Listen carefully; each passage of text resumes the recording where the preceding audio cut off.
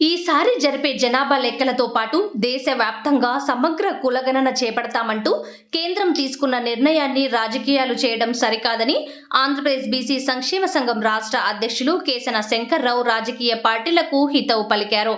మంగళగిరిలోని AP BC సంక్షేమ సంఘం రాష్ట్ర కార్యాలయంలో మోడీకి కృతజ్ఞాభివందనాలు తెలిపేందుకు మీడియా సమావేశం జరిగింది. ఈ సందర్భంగా సంఘం రాష్ట్ర అధ్యక్షులు కేసన శంకర్రావు, ఆంధ్రప్రదేశ్ రాష్ట్ర బీసీ సంక్షేమ సంఘం నాయకులు మీడియాతో మాట్లాడారు. ఈ సమావేశంలో రాష్ట్ర ఉపాధ్యక్షులు శివరాం బాబాజీ, ఉద్యోగ సంక్షేమ సంఘం రాష్ట్ర అధ్యక్షులు ఎంబీసీ మూర్తి, జిల్లా అధ్యక్షులు పారేపల్లి మహేష్, ఉపాధ్యక్షులు జంజనం వరప్రసాద్, రాష్ట్ర యువజన ప్రధాన కార్యదర్శి కల్లూరి హనుమంతరావు, ఆలా శివాజీ, అడపా శ్రీనివాస్, ఉడతా శ్రీనివాసరావు, చంద్రశేఖర్, యుగంధర్, దానాగౌడ్ తదితరులు పాల్గొన్నారు. పచ్చ కులాల వారు ఆనాటి నుంచి ఈనాటి వరకు కూడా అనేక సమస్యలు కూడా సృష్టిస్తూ ఈ వర్గాలకి సముచితమైనటువంటి స్థానాన్ని ఏర్పరచకుండా అన్ని రంగాల్లో కూడా వారు బానిసత్వానికే ఉండే విధంగా చర్యలు తీసుకున్నటువంటి పరిస్థితి కూడా మనందరూ కూడా తెలుసు.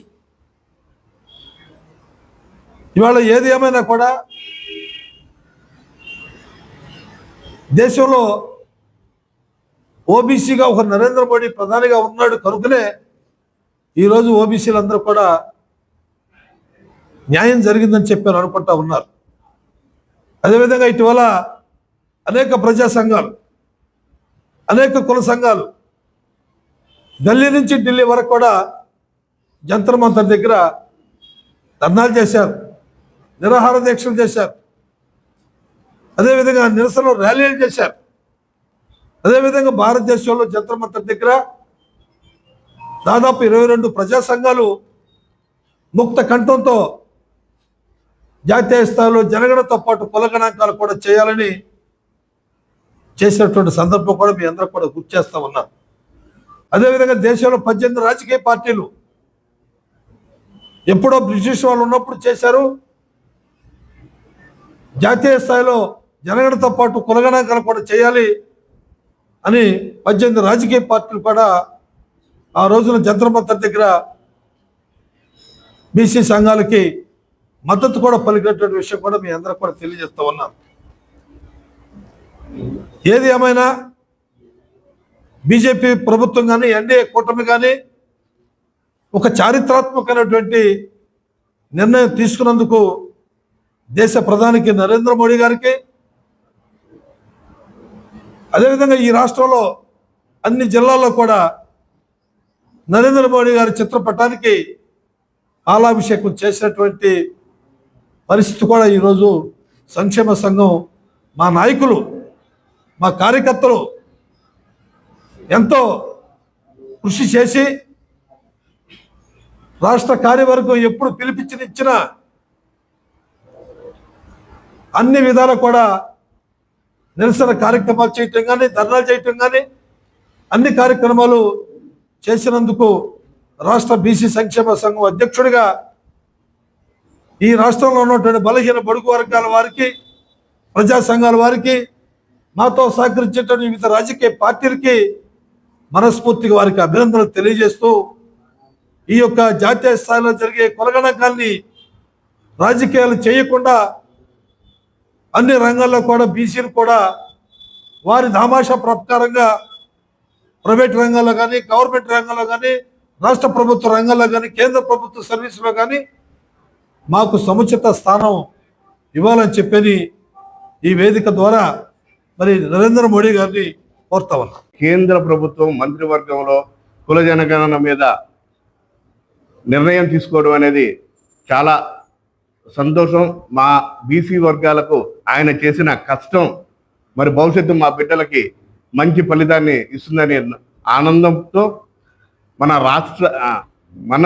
రాష్ట్రంలో రాజకీయాలు బీసీల మీద రాజకీయాలు చేయకుండా ఈ కుల జనగణన మీద రాజకీయ పార్టీలు వ్యతిరేకంగా మాట్లాడి మరి దీన్ని మభ్యపెట్టే ప్రయత్నాలు ఏవి చేయకుండా న్యాయంగా మాకు కుల జనగణన జరిపి బీసీలకు మాకు రావాల్సిన వాటా, మా బిడ్డల భవిష్యత్తులకి ఏదైతే విద్య, ఉద్యోగం అన్ని రంగాల్లో కూడా మా వాటాలు మాకు వచ్చే విధంగా ప్రభుత్వాలు పరిపాలన చేయాలని కోరుకుంటూ ఈ కష్టానికి నిజంగా బీసీ సామాజిక వర్గాలు ఎప్పటికీ మర్చిపోలేని మా కేశం శంకర్రావు గారి నాయకత్వాన్ని ఎప్పటికీ మర్చిపోలేరు. ప్రజల గుండెలో చిరస్థాయిగా నిలిచిపోయే విధంగా ప్రధానమంత్రి గారు తీసుకున్న నిర్ణయానికి ప్రధానమంత్రి గారికి ఈ దేశ ప్రజలందరికీ బీసీ సామాజిక వర్గ ప్రజలందరికీ కూడా ధన్యవాదాలు తెలియజేసుకుంటాం. మరి జనగణనతో పాటు కులగణన కూడా చేపట్టాలి అనేటువంటి ఒక మంచి దృక్పథంతో మా నాయకులు, మా రాష్ట్ర అధ్యక్షులు శ్రీ కేశం శంకర్రావు గారు 139 కులాల యొక్క అందరినీ కూడా ఏకదాటిపైకి తీసుకొచ్చి ఢిల్లీలో కూడా 500 మంది ప్రతినిధులను తీసుకెళ్ళి అక్కడ పోరాడి ఎంతో కష్టపడి ఎన్నో రకాలుగా ఆయన ఎంతో శ్రమపడ్డారు. అదేవిధంగా మొన్న 22వ తారీఖున కూడా మన రాష్ట్రంలో కులగణన జరగాలి అనేటువంటిది అన్ని సంఘాలని ఒక తాటి మీద తీసుకొచ్చి సంఘ ప్రతినిధులందరినీ కూడా ఏకదాటిగా తీసుకురావడం అంటే ఆషామాషి కాదు. అందులో దృక్పథంతో అందరినీ మెప్పించి మనకు కులగణన చేయాలి, కులగణన చేస్తే జనగణనతో పాటు కులగణన చేస్తే మనకు మన ఉద్యోగులకైతేనేమి బడుగు బలహీన వర్గాలకి ఏ విధంగా ఉపయోగపడుతుందని వాళ్ళందరికీ కూడా నచ్చజెప్పి చక్కటి కార్యక్రమాన్ని చేపట్టినప్పుడు మరి మన ప్రభుత్వం ఒక కార్యక్రమాన్ని ర్యాలీ జరగకుండా చేయకపోవటం మాకు చాలా బాధాకరమైనటువంటిది. అయినప్పటికీ కూడా ప్రధానమంత్రి గారు మరి మొన్న ఒక చారిత్రాత్మకమైన నిర్ణయాన్ని మా రాష్ట్ర అధ్యక్షుల వారు చేసినటువంటి ఆ కార్యక్రమానికి చేయూతనిచ్చినట్టు విధంగా ఆయన చేసినట్టు అని భావిస్తున్నాం. ఇటువంటి సందర్భంలో ముఖ్యంగా నేను బీసీ అత్యంత వెనుకబడిన కులాలకి రాష్ట్ర అధ్యక్షుని కూడా, అంతేకాకుండా మా అధ్యక్షుల వారి కేశవ శంకర్రావు గారు బీసీ సంక్షేమ సంఘంలో ఉద్యోగుల తరపున కూడా రాష్ట్ర అధ్యక్షుడిగా ఉన్నాను. ఇందులో ముఖ్యంగా తెలియజేయాల్సింది ఏంటంటే ఈ బీసీ కులగణన అనేది జరగడం వల్ల ఉద్యోగస్తులకే కాకుండా అత్యంత వెనుకబడిన కులాలు అంటే మాలో కూడా ఎలాగైతే జనాధిక్యత గల కులాలు ఉన్నాయో అత్యంత వెనుకబడిన కులాలు మాయి 3 అంటే చిన్న చిన్న కులాలు ధనాధిక్యత కులాలు ఉన్నాయి. మాలోనే కొన్ని మంది ధనం ఉన్నటువంటి ఉన్నారు.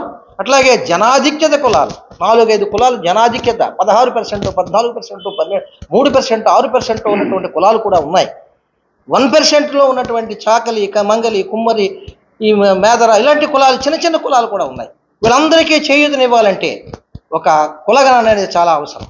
దాన్ని దృష్టిలో పెట్టుకుని మరి ఆయన మా అధ్యక్షుల వారు దాన్ని ముందుకు తీసుకెళ్ళడం కోసం కంకణం కట్టుకుని అత్యంత కులాలు కూడా నా కులాలే, వాళ్ళందరినీ నా భుజాల మీద తీసుకెళ్ళి వాళ్ళందరూ ముందుకు తీసుకెళ్ళి వాళ్ళకి న్యాయం చేయాలంటే ఒక మంచి దృక్పథంతో చేసినటువంటి వారికి మా అత్యంత వెనుకబడిన కులాలు సుమారుగా 34 కులాలు ఉన్నాయండి. అత్యంత వెనుకబడిన కులాలు వారందరికీ కూడా వారి తరపున హృదయపూర్వక నమస్కారాలు తెలియజేస్తున్నాం.